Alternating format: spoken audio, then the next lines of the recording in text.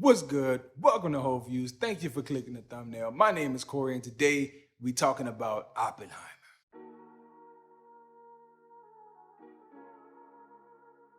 So listen, man, I've been thinking about it in my drive home from the theater, and I'm thinking like I don't know if I want to do a full spoiler review or not. So there will be some spoilers, but nothing like incredibly detailed. But yeah, I'm gonna be talking about the movie. So if you don't want anything to be spoiled for you, then go see the movie and then come back and check this out. But I do want to share my thoughts in the most elaborate form possible. So let's go ahead and get into it. So I don't really watch a lot of trailers anymore, right? I don't know exactly what I'm going to be seeing all the time because I don't like trailers to spoil things. And one of the things that I need to stop doing is that I actually need to watch a lot more trailers because I watched most of this movie without knowing what is the heart of the film. When I do my little grading scale or when I throw things out there, I want to say this movie is pretty damn good. Like it is almost perfect, but at 3 hours of runtime and without knowing what exactly the heart of the film is that I'm watching, I felt like through about the halfway point of the movie, I didn't necessarily know what were they getting at with everything that I was seeing. Now I'm saying it was amazing to see and it was very much engaging and I enjoyed most of the movie, outside of that first little setup in the beginning. I enjoyed it and I thought it was amazing, especially in the third act. But I didn't know what I was watching for a large portion of the film. Like I didn't know what are we working to get towards. So I'll just tell you here in watching it, this movie is really about the government attempting to take down Oppenheimer after doing what he does in building the atomic bomb, as well as all the moral issues and moral qualms that he felt within himself when and after building the bomb. Like there was a lot of duality to the man. There's a lot that went into his character that as I watched it, I thought to myself, they are really showing you the most human version of a person, because there's so many times that as you watch it, it's like, man, that's not a smart thing to do. But if that's what you want to do in your heart, like go ahead and pursue it. And that is very much a person who Oppenheimer was, or at least who they portrayed him to be in the film. Like he does several things and I'm like, yo, it's just not smart to do that. But he does it because that's what's important to him. So that is cool in that regard. You see a person who's very much engaged with the sense of science and like the urge to want to push things further. You see that element of him. You also see the womanizer that was, Oppenheimer. And I never really knew that part of him, but that was portrayed fairly well here as well. But the government attempting to take him down, you watch the whole movie and about halfway through, it really becomes a mystery in my opinion. And it's presented to you as who is the person who is orchestrating this attempt? Who is trying to take down Oppenheimer and putting him through this embarrassing little backroom council trial that he's going through, like making him relive all his worst decisions and all of his biggest mistakes. And it's like, okay, you get to the end, and once those things start to unfold, it's like, yo, this is incredibly engaging, and it's super, super high level conversations that are going on non-stop. It's a lot of tracking that you have to do for a full 3 hours to know what is this person's motive.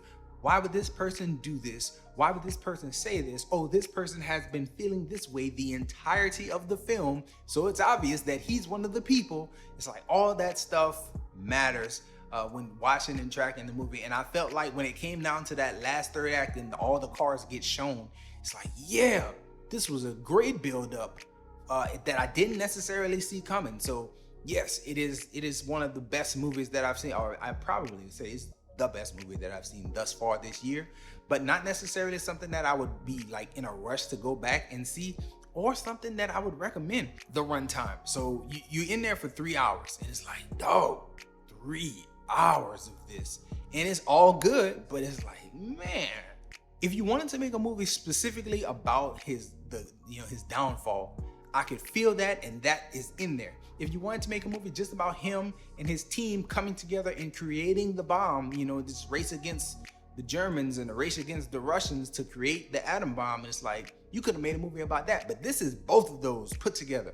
And with both of those being put together, I feel like it's just too much to be revisiting in a theater or over and over again. So the inaccessibility thing that I'm talking about is really not for real movie going fans. I feel like most people who are into all the movies and you want to watch everything and as much as you can possibly watch, I don't think that you'll have a problem tracking this and seeing all the innuendos and all the different levels of disrespect that happens in all these different interviews and testimonies.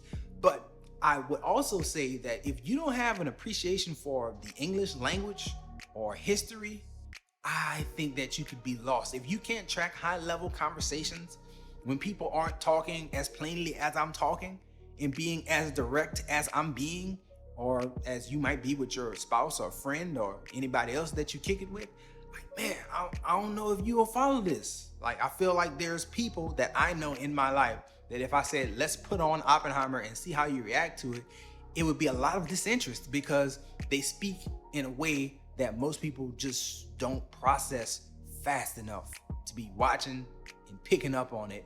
And it's gonna come across as just like, whatever. But to those who can follow, like, man, this was very well done. Let's get into performances and things that like really stand out, starting with Robert Downey Jr. The role that he plays, and I can't spoil everything here because I'm gonna give away a big reveal, but Robert Downey Jr. plays his role incredibly well, so well, by the time you get to the end of the movie and everything is revealed, it's like, yo, you're going to get rewarded for this. And it's not just because you're so much different from how we're used to seeing you in that Iron Man role, right?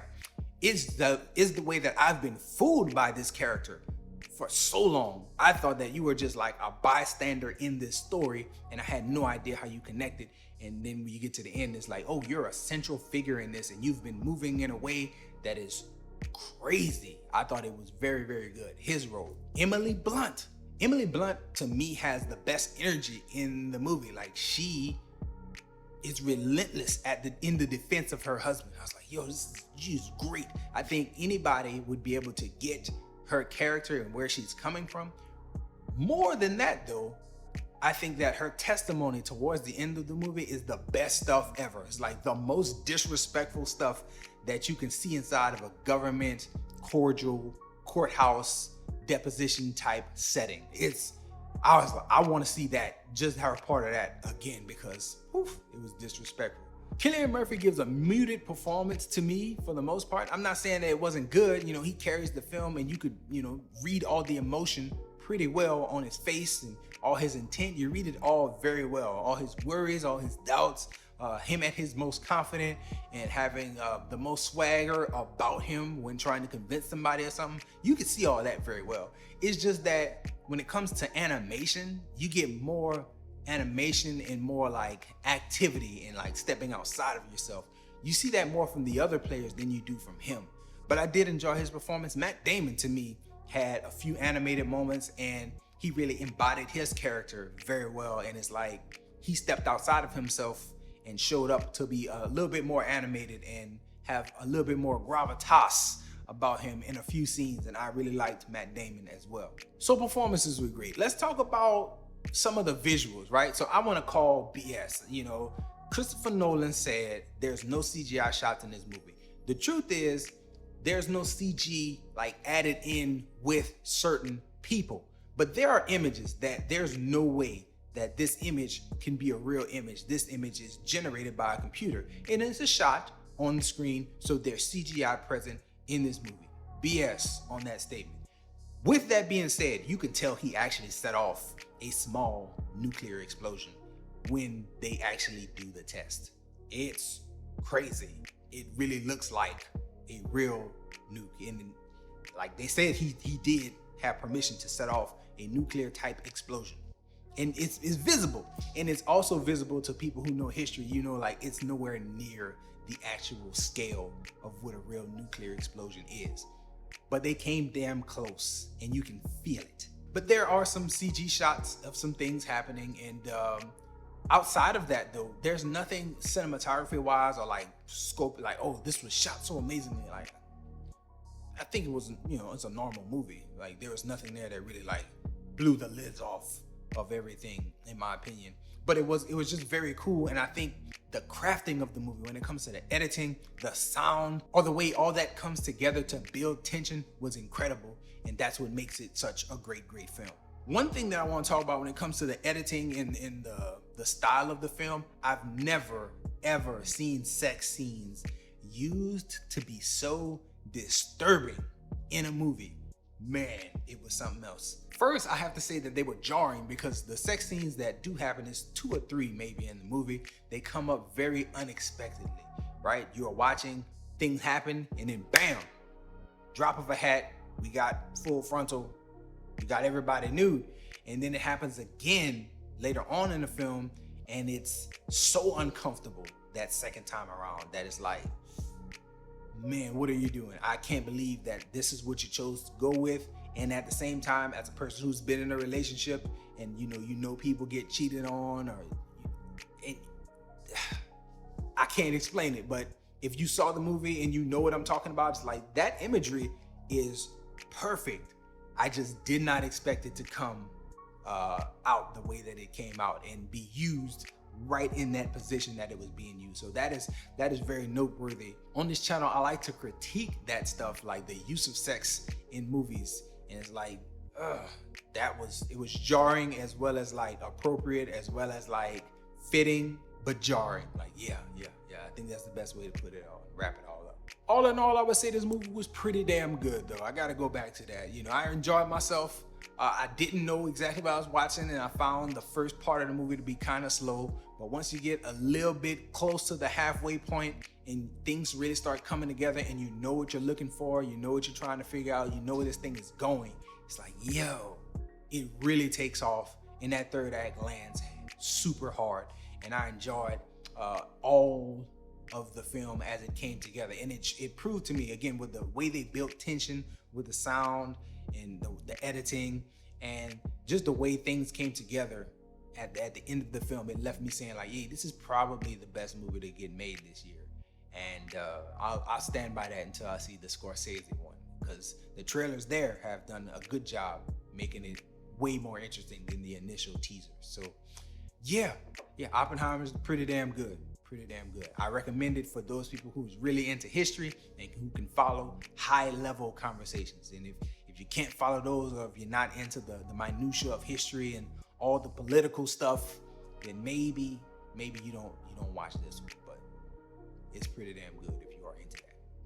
That's all I got for this one, y'all. Let me know your thoughts in the comment section if you feel differently, if any part stood out to you. Enjoy yourself, guard your heart, and go watch something